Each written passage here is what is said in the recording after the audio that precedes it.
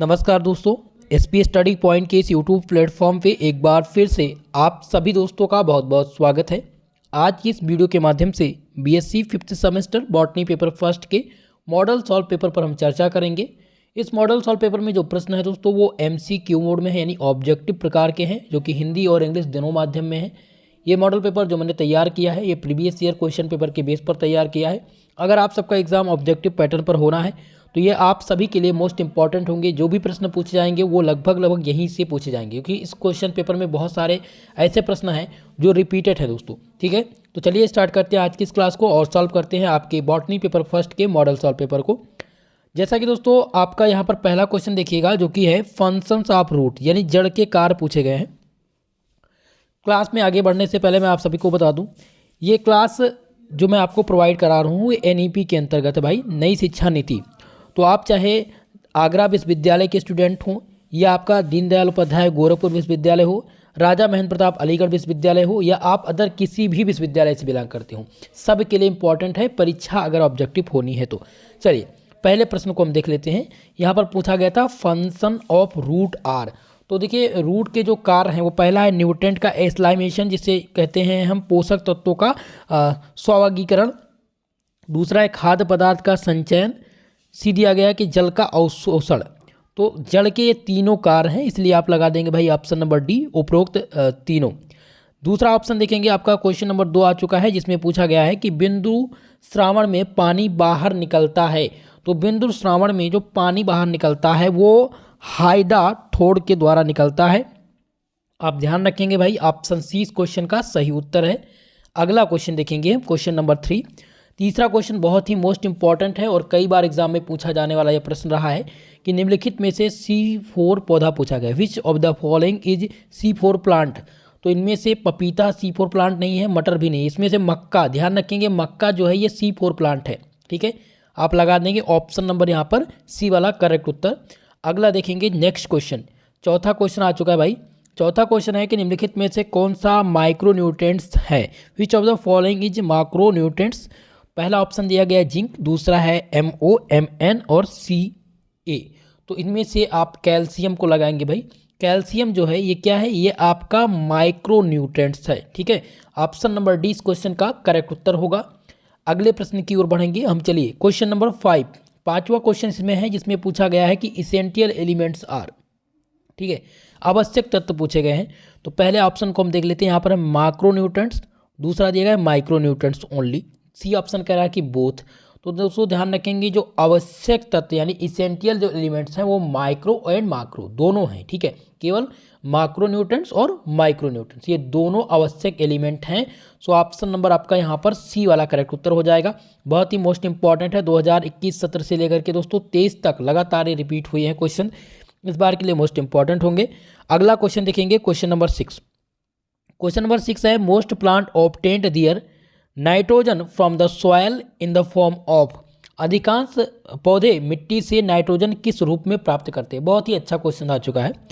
देखिएगा ऑप्शन इन्होंने दिया है कि फ्री नाइट्रोजन, बी है नाइट्रस ऑक्साइड, नाइट्रेट और नाइट्रेट, नाइट्राइट और नाइट्रेट।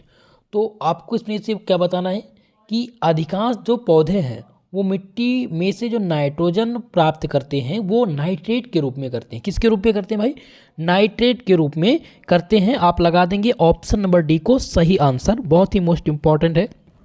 ठीक है, ध्यान रखेंगे।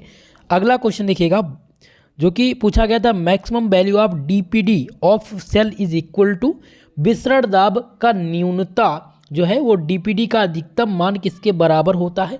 तो इसका जो मान होता है दोस्तों वो किसके बराबर होता है, वो ध्यान रखेंगे, वो परासरण दाब के बराबर होता है। किसके दाब के बराबर, परासरण दाब के बराबर। देखिए ये होता है, यानी कि maximum value of DPD of cell is equal to परासरण दाब। ओके, ऑप्शन नंबर यहाँ पर बी आपका करेक्ट उत्तर है। अगला क्वेश्चन देखेंगे, क्वेश्चन नंबर 8 है रेस्पिरेशन पूछा गया, श्वसन है। श्वसन क्या है, पहला देखिएगा ऑप्शन देखिएगा क्या दिया गया है। इसमें दिया गया है कि इंडोथर्मिक और एक्सोथर्मिक। तो श्वसन जो है ये दोनों प्रकार की, यानी ऊष्माशोषी और ऊष्माक्षेपी, ये दोनों प्रकार की क्रिया हैं, इसलिए आप लगा देंगे सी ऑप्शन। ठीक है, सी ऑप्शन आपका इसमें करेक्ट उत्तर होगा।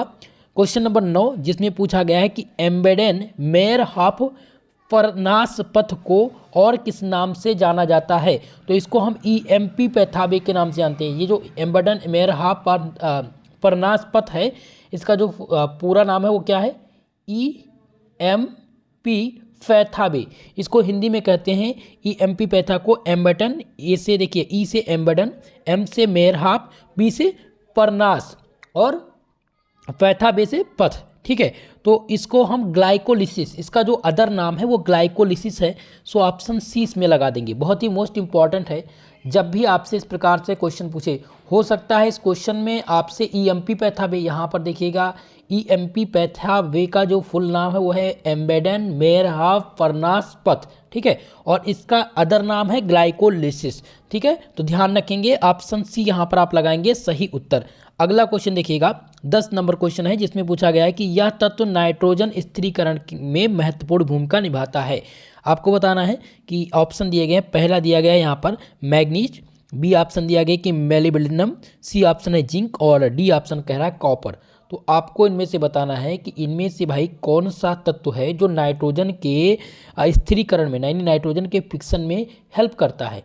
तो इसमें से दोस्तों ध्यान रखेंगे जो आपका ऑप्शन नंबर B है, ऑप्शन नंबर B मेलिब्डेनम, ये नाइट्रोजन के स्थिरीकरण में बहुत ही महत्वपूर्ण भूमिका निभाता है। सो ऑप्शन नंबर आपका B यहाँ पर करेक्ट उत्तर होगा।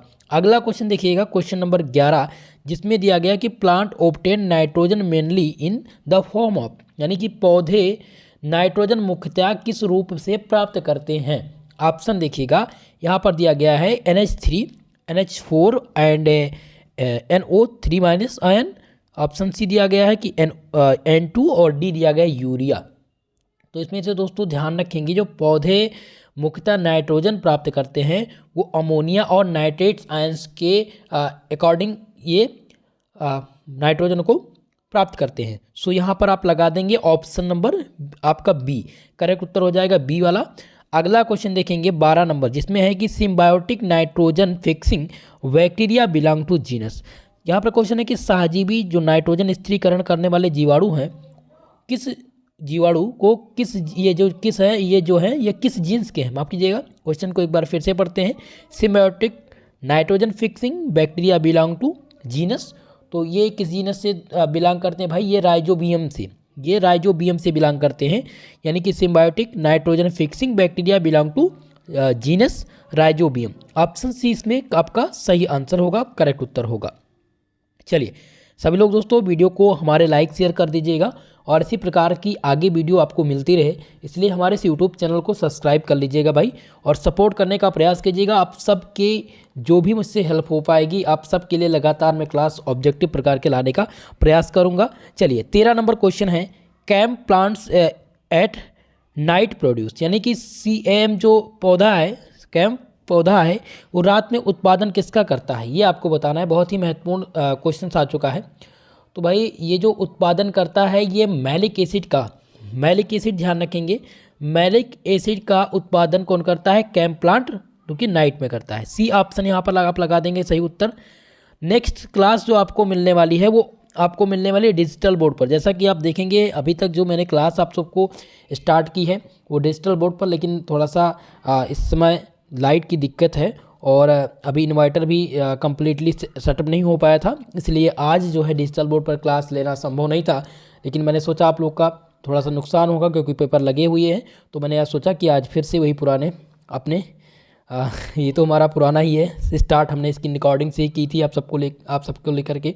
ठीक है, तो प्रयास ये रहेगा कि नेक्स्ट क्लास आपको डिजिटल बोर्ड पर भी हो। अगला देखिएगा क्वेश्चन है the end product of glycolysis, glycolysis का अंतिम उत्पाद पूछा गया है। तो ग्लाइकोलिसिस का जो अंतिम उत्पाद है वो पायरुविक अम्ल है। क्या है? Pyruvic acid. ओके, ऑप्शन लगा देंगे ए वाला भाई, the end product of glycolysis is pyruvic acid. चलिए अगला क्वेश्चन देखेंगे 15 नंबर। 15 नंबर क्वेश्चन पूछा गया है the cell store energy in the form of, कोशिका में जो ऊर्जा है वो किस रूप में संचित होती है? तो कोशिका में जो ऊर्जा ATP के रूप में, ध्यान रखें कि किस रूप में भाई? ATP के रूप में कोशिका में ऊर्जा संचित होती है। सो ऑप्शन सी आप लगा दीजिएगा सही आंसर। अगला देखिएगा क्वेश्चन नंबर 16 जो कि मोस्ट इंपॉर्टेंट है और हर वर्ष क्रेब्स चक्र से ATP और क्रेब्स चक्र से प्रश्न बनते हैं। तो यहाँ पर क्वेश्चन है कि क्रेब्स चक्र संपन्न होता है, यानी Krebs cycle occurs in most important है, तो ध्यान रखेंगे Krebs cycle occurs in mitochondria, याद रखेंगे भाई कहाँ पर, माइटोकांड्रिया में अकर्स होती है, यानी कि क्रेब्स साइकिल जो संपन्न होता है वो माइटोकांड्रिया में होता है। आप लगा देंगे ऑप्शन नंबर डी। अगला देखिएगा 17 नंबर क्वेश्चन। 17 नंबर क्वेश्चन है the carbon is received from the air in the form of, यानी कि कार्बन वायु में किस रूप में प्राप्त होता है। तो कार्बन वायु में जो प्राप्त होता है वो किस रूप में भाई, CO2 के रूप में, कार्बन डाइऑक्साइड के रूप में प्राप्त होता है। आप लगा देंगे ऑप्शन नंबर ए CO2 पे सही आंसर। अगला देखिएगा 18 नंबर, बहुत ही मोस्ट इंपॉर्टेंट है, जिसमें पूछा गया है कि chlorosis in plant is cause due to the deficiency of, यानी पौधों में क्लोरोसिस किसकी कमी के कारण होता है। पहला ऑप्शन यहाँ पर है आयरन, दूसरा दिया गया है मैग्नीज, आपका दिया गया है सी ऑप्शन पोटेशियम, और डी दिया गया है मैग्नीज। ठीक है, तो पौधों में जो क्लोरोसिस किसकी कमी के कारण होता है, तो क्लोरोसिस की कमी का कारण भाई क्या है भाई, इसमें ध्यान रखेंगे मैग्नीशियम। ठीक है, मैग्नीशियम याद रखेंगे कि पौधों में क्लोरोसिस मैग्नीशियम की कमी के कारण होता है। सो आंसर आप लगा देंगे आपका यहाँ पर बी वाला। ठीक है, बी आंसर लगा देंगे मैग्नीशियम। चलिए अगला क्वेश्चन 19 नंबर क्वेश्चन है कि पूर्णतः स्पीच कोशिका में चूसण दाब होता है, यानी in fully turgid cell is the suction pressure SP is, तो इसका जो मान होता है पूर्ण स्पीड कोशिका में चूसण दाब जो होता है वो 0 होता है ऑलवेज। ठीक है, हमेशा 0 होता है। आप आंसर नंबर ए करेंगे, बहुत ही इंपॉर्टेंट है। अगला देखिएगा क्वेश्चन नंबर 20, जिसमें है कि try carboxylic acid cycle is. ठीक है, ट्राई कार्बोक्सिलिक एसिड चक्र क्या है पूछा गया है। पहला ऑप्शन है ग्लाइकोलिसिस, बी है क्रेब्स साइकिल, सी आपका इसमें दिया गया है, ध्यान रखेंगे क्या दिया गया भाई, सी दिया गया ऑक्सीडेटिव फॉस्फोरिलीकरण, और डी ऑप्शन दिया गया PPP। ठीक है, तो जो ट्राई कार्बोक्सिलिक एसिड चक्र है उसको हम क्रेब्स चक्र के नाम से जानते हैं। आप लगा देंगे भाई option number B. Most important question है 20 नंबर का, ये बार बार पूछा जाने वाला प्रश्न है। चले अगले क्वेश्चन की ओर। क्वेश्चन नंबर 21 है, देखिएगा 21 नंबर क्वेश्चन है कि the most widely accepted explain for the ascent sap in tree is, पेड़ों में ससारोहण के लिए सबसे व्यापक रूप से स्वीकृति स्पष्टीकरण है। तो यहाँ पर देखिएगा पहला ऑप्शन दिया गया है जिसमें है कि कैपिलरिटी, बी ऑप्शन करा डिक्सन का वाष्पोत्सर्जन, सी ऑप्शन है जीवित कोशिका में स्पंदनात्मक क्रिया, और डी ऑप्शन है कि वायुमंडलीय दाब की भूमिका। तो करेक्ट उत्तर इसमें से क्या हो जाएगा भाई, सही आंसर हो जाएगा इसमें आपका हो जाएगा बी वाला, यानी डिक्सन का वाष्पोत्सर्जन सामंजस्य। पेड़ों में जो रसारोहण के लिए सबसे व्यापक रूप में स्वीकृति स्पष्टीकरण है उसको हम क्या कहते हैं, डिक्सन का वाष्पोत्सर्जन सामंजस्य। चलिए बी आंसर सही होगा। अगला क्वेश्चन देखिएगा, मोस्ट इंपॉर्टेंट है, जो कि पूछा गया है कि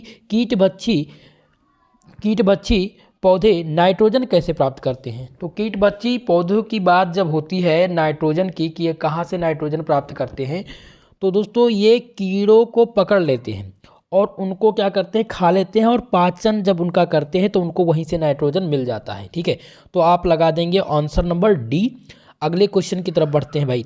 23 नंबर क्वेश्चन आपका है जिसमें है leg haemoglobin is found in, यानी लेग हीमोग्लोबिन पाया जाता है। तो दोस्तों ध्यान रखेंगे जब भी इस प्रकार के क्वेश्चन आए तो आप ध्यान रखेंगे कि लेग्यूम की जड़ ग्रंथियों में जो लेग हीमोग्लोबिन है वो लेग्यूम की जड़ ग्रंथियों में पाया जाता है। सो आंसर लगा देंगे आप ऑप्शन नंबर डी। अगले प्रश्न की ओर बढ़ते हैं, क्वेश्चन नंबर 24, जिसमें पूछा गया कि व्हाट इज नाइट्रिफिकेशन। नाइट्रिफिकेशन क्या है, तो nitrification conversion of ammonia in nitrate.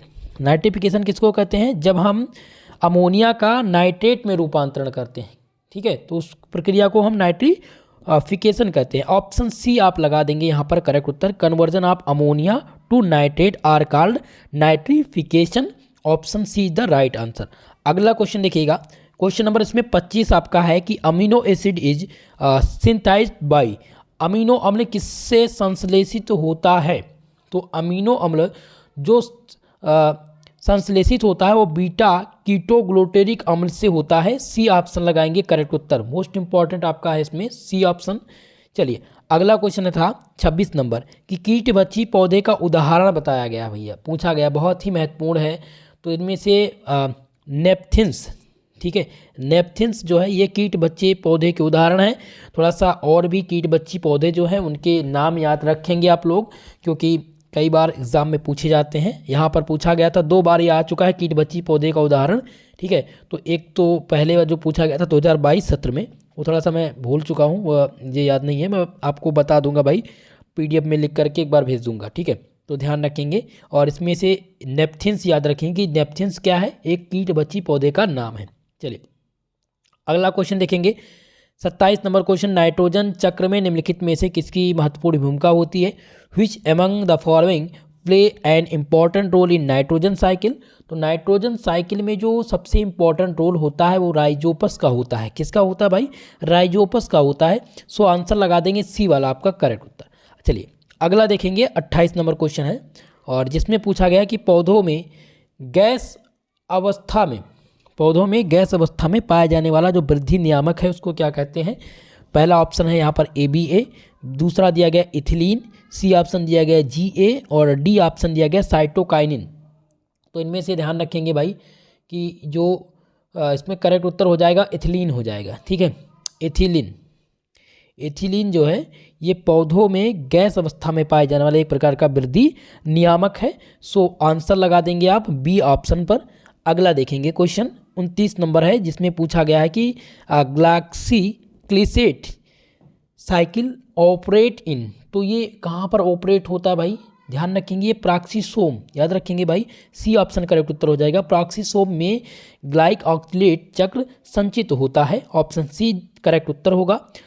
30 number question है जिसमें पूछा गया डाइसैकेराइड हो सकता है, मोस्ट इंपॉर्टेंट भाई, डाइसैकेराइड हो सकता है, आपको बताना है। रेड्यूसिंग दिया गया है, पहला दिया गया रेड्यूसिंग, दूसरा है नॉन रेड्यूसिंग, सी दिया गया बोथ और डी दिया गया नन। तो डाइसैकेराइड केवल और केवल रेड्यूसिंग हो सकता है, नॉन रेड्यूसिंग नहीं हो सकता, ठीक है। तो आंसर लगा देंगे ए वाला, करेक्ट उत्तर हो जाएगा आपका ऑप्शन नंबर ए। अगला क्वेश्चन देखिएगा 31 नंबर जो कि मोस्ट इंपॉर्टेंट है। 31 नंबर क्वेश्चन क्या पूछा गया भैया? जिसने पूछा गया कि बीटा ऑक्सीडेशन अकर ड्यूरिंग, यानी बीटा ऑक्सीकरण घटित होता है। पहले ऑप्शन की तरफ चलेंगे जिसमें है break down of the carbohydrate, यानी कि जब कार्बोहाइड्रेट का विघटन होता है तब बीटा ऑक्सीकरण घटित होता है। या ऑप्शन बी कह रहा है भाई कि न्यूक्लिक अम्ल में विघटन में, सी ऑप्शन है वसा के विघटन में और डी दिया गया है उपरोक्त में से कोई नहीं। तो ध्यान रखेंगे जो बीटा ऑक्सीकरण है वो कहाँ पर घटित होता है, आप सब लोग बताने का प्रयास करेंगे। इस क्वेश्चन का answer 31 number most important question है। थोड़ा सा मुझे इस क्वेश्चन में कन्फ्यूजन आ रहा है दोस्तों, क्योंकि कार्बोहाइड्रेट के विघटन में बीटा ऑक्सीडेशन करता है या break down of nucleic acid या ब्रेक डाउन ऑफ फैट। ध्यान रखेंगे बी आंसर, लगभग मेरे अनुसार इसका बी आंसर होना चाहिए और आप सब कमेंट करके बताने का प्रयास करिएगा भाई। चलिए अगले क्वेश्चन की तरफ बढ़ते हैं। यहाँ पर हम क्वेश्चन नंबर 32 जिसमें है कि evidence for a expanse of 2 photochemical system in photosynthesis was given by, यानी प्रकाश संश्लेषण में 2 प्रकाश रासायनिक तंत्र उपस्थित होने का जो प्रमाण था वो किसने दिया था? तो ये प्रमाण दिया था इमर्सन ने। ध्यान रखेंगे भाई, इमर्सन एक प्रकार के जो आपके बॉटनिस्ट थे, इन्होंने बताया था कि प्रकाश संश्लेषण में 2 प्रकाश रासायनिक तंत्र उपस्थित होते हैं, ठीक है। तो सी आंसर लगा देंगे इमर्सन। बहुत ही इंपॉर्टेंट क्वेश्चन है, कई बार एग्जाम में पूछे गए हैं, याद रखेंगे। अगला क्वेश्चन देखिएगा 33 नंबर जिसमें है कि light reaction of photosynthesis takes place in, बहुत ही इंपॉर्टेंट है भाई, लिखित पैटर्न के हिसाब से भी ये क्वेश्चन बार बार एग्जाम में आता है और ऑब्जेक्टिव में भी पूछा जाता है कि प्रकाश संश्लेषण के दौरान प्रकाश अभिक्रिया कहाँ पर होती है। तो जो प्रकाश अभिक्रिया होती है दोस्तों वो ग्रेना में होती है, ध्यान रखेंगे कहाँ पर, ग्रेना में संपन्न होती है। सो आंसर आपका हो जाएगा बी वाला ऑप्शन यहाँ पर। चलिए अगले क्वेश्चन की तरफ, 34 नंबर क्वेश्चन है जिसमें Hill reaction of photosynthesis also called, यानी प्रकाश संश्लेषण में जो हिल अभिक्रिया है उसको और किस नाम से जानते हैं? तो इसका जो अलग नाम है वो है प्रकाश, यानी इसको लाइट रिएक्शन, लाइट रिएक्शन को ही क्या कहते हैं? हिल रिएक्शन कहते हैं, याद रखेंगे, मोस्ट इंपॉर्टेंट है। जब भी आपको मिले हिल रिएक्शन आपसे या तो पूछे या आपसे पूछे लाइट रिएक्शन, तो आप याद रखेंगे भाई हिल रिएक्शन और लाइट रिएक्शन ये दोनों एक ही का नाम है, ठीक है। दोनों नाम, चाहे लाइट रिएक्शन पूछा जाए चाहे हिल रिएक्शन, तो आप समझ जाएंगे भाई कि ये दोनों एक ही है। चलिए अगला क्वेश्चन देखिएगा 35 नंबर जिसमें है कि एंजाइम लैक्टिक डिहाइड्रेनेज के लिए खोजे गए जो आइसो एंजाइम है उनकी संख्या कितनी होनी चाहिए। The number of isoenzyme discovered for the enzyme lactic dehydrogenase. तो इसमें ध्यान रखने योग्य ये बातें हैं कि 5 इनकी जो संख्या होती है खोजे गए आइसो एंजाइम की वो 5 होती है। आप लगा देंगे answer number D. Most important question है ये, ठीक है। और एक बार 5 एंजाइम के नाम आप देख लीजिएगा भाई, या फिर मैं कमेंट करके बता दूंगा, थोड़ा सा मुझे एक में मिस प्रिंटिंग है। अगला देखिएगा क्वेश्चन नंबर 36, जिसमें पूछा गया आपको कि प्रोपोलिन में हाइड्रो क्विसिप्रोलिन अमीनो एसिड होता है, प्राइमरी अमीनो एसिड या फिर सेकेंडरी या बोथ। तो इनमें आपको याद रखने बात यह है कि द्वितीयक अमीनो एसिड, दो बोथ ज़्यादातर लोग लगाते हैं, लेकिन आप ध्यान रखेंगे क्वेश्चन के आधार पर ही आंसर कीजिएगा। प्रोलीन और हाइड्रो क्यूसीप्रोलिन अमीनो एसिड जो होता है वो द्वितीयक अमीनो एसिड होता है। सो आंसर लगाएंगे ऑप्शन नंबर आप बी वाले। चलिए अगला देखिएगा, टायरोसिन पूछा गया है भाई। टायरोसिन है, पहला है एलिफेटिक, दूसरा है एरोमेटिक या हेट्रोसाइक्लिक या डी ऑप्शन दिया गया कोई नहीं। तो आप याद रखेंगे कि जो टायरोसिन होता है वो एरोमेटिक होता है, ठीक है। टायरोसिन एरोमेटिक होता है, आंसर लगाएंगे आप बी वाले आंसर पे। चलिए अगले क्वेश्चन की ओर। आपका 38 नंबर क्वेश्चन है, the number of polypeptide chain in myoglobin. Myoglobin में पॉलीपेप्टाइड श्रृंखला की जो संख्या होती है वो कितनी होती है। तो आप याद रखेंगे कि मायोग्लोबिन में पॉलीपेप्टाइड श्रृंखला की जो संख्या होती है वो हमेशा कितनी होती है, 2 होती है। सो आंसर हो जाएगा आपका बी आंसर। अगला देखिएगा 39 नंबर क्वेश्चन है, जिसमें पूछा गया है कि माइकेलिस स्थिरांक, ठीक है, माइकेलिस स्थिरांक आमतौर पर किसके बीच, जो इनके बीच की सीमा होती है वो कितनी होती है। माइकेलिस यहाँ पर दिया गया constants usually the range between. तो इनकी जो रेंज होती है दोस्तों वो होती है 10⁻⁴, 10⁻�6 के आसपास। तो इनमें कोई ऑप्शन दिया गया नहीं, तो ये आप ध्यान रखेंगे पूरक प्रश्न रहेगा। तो यहाँ पर आप याद रखेंगे, लगा देंगे ऑप्शन नंबर सी पर, ठीक है, सी आंसर आप लगाएंगे। चलिए अगला क्वेश्चन देखिएगा, 40 नंबर क्वेश्चन है, जिसमें पूछा गया आपसे कि श्वसन है, श्वसन क्या है, एनाबोलिक है या कैटाबोलिक है या दोनों, यानी कि बोथ। तो आप इसमें ध्यान रखने बात ये है भाई कि रेस्पिरेशन हमेशा क्या होता है, कैटाबोलिक होता है, एनाबोलिक नहीं होता है। तो बोथ आप कभी भी मत लगाइएगा। ज़्यादातर बच्चे एमसीक्यू करते वक्त बोथ, ऑल ऑफ एबव ये ज़्यादा टिक करते हैं, बिल्कुल मत टिक करिएगा। जब क्वेश्चन ऑल ऑफ एबव सही होगा तभी आप टिक करिएगा, ठीक है। चलिए तो यहाँ पर आपका हो जाएगा बी कैटाबोलिक। अगला क्वेश्चन देखेंगे 41 नंबर है, जिसमें पूछा गया है कि एंजाइम अवरोधकों की उपस्थिति में प्रतिक्रिया के लिए जो आवश्यक ऊर्जा की सक्रियता होती है वो क्या हो जाती है। ऊर्जा की सक्रियता क्या होती है, कम हो जाती है या बढ़ जाती है या प्रभाव नहीं पड़ता। तो हमेशा जब एंजाइम की बात आए, एंजाइम अवरोधकों की उपस्थिति में प्रतिक्रिया के लिए आवश्यक ऊर्जा जो होती है उसकी सक्रियता कम हो जाती है। सो आंसर लगा देंगे आप लोवर्ड, यानी ऑप्शन नंबर ए। अगला क्वेश्चन देखेंगे 42 नंबर क्वेश्चन, जिसमें पूछा गया synthesis of ATP in mitochondria required. Question है कि माइटोकॉन्ड्रिया में एटीपी के संश्लेषण की आवश्यकता होती है। आपके ऑप्शन दिए गए हैं, ए ऑक्सीजन, बी दिया गया है एनएडीपी, ऑप्शन सी है यहाँ पर जिसमें पूछा गया एफएमएन, और डी दिया गया पायरुविक एसिड। तो इनमें से करेक्ट उत्तर जो होगा वो हो जाएगा ऑप्शन नंबर ए ऑक्सीजन, यानी माइटोकॉन्ड्रिया में एटीपी के संश्लेषण की आवश्यकता ऑक्सीजन में होती है। अगला देखिएगा 43 नंबर क्वेश्चन, जिसमें पूछा गया है कि वह वसा जो कमरे के तापमान पर तरल रहते हैं उनको क्या कहा जाता है। तो इनको दोस्तों हम क्या कहते हैं, इनको कहते हैं saturated fatty acid. Option D correct उत्तर होगा यहाँ पर, ठीक है, यानी कि the fat which remains liquid at room temperature is called saturated fatty acid. D option correct उत्तर है 43 नंबर क्वेश्चन का। अगला क्वेश्चन देखिएगा, मोस्ट इंपॉर्टेंट क्वेश्चन आ चुका है, C4 cycle was discovered by. Question है कि C4 चक्र की खोज पूछा गया कि किसने किया था भाई। ऑप्शन ए देखेंगे जिसमें दिया गया कैल्विन, बी ऑप्शन है हिच और स्लाक ने, सी ऑप्शन दिया गया हिल, और डी दिया गया है आयरन ने, ठीक है, आर्नन ने, माफ कीजिएगा।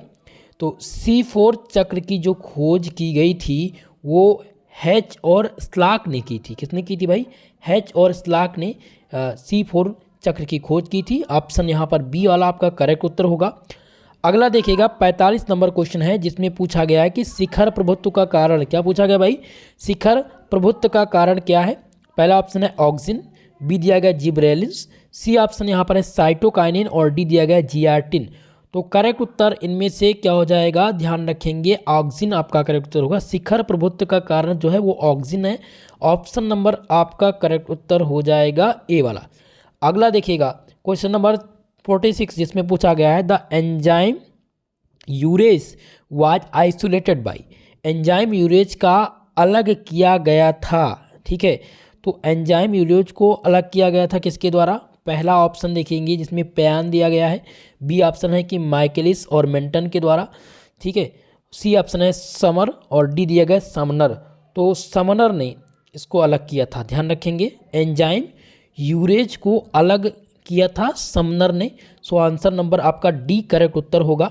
47 नंबर क्वेश्चन है, जिसमें है ऑस्टियोमेटिक दबाव किस में मापा जाता है? मोस्ट इंपॉर्टेंट क्वेश्चन आ चुका है कि osmotic pressure is measured in. तो ऑस्मोटिक जो प्रेशर मापा जाता है वो एटमॉस्फेयर में मापा जाता है। किस पे मापा जाता है? एटमॉस्फेयर में।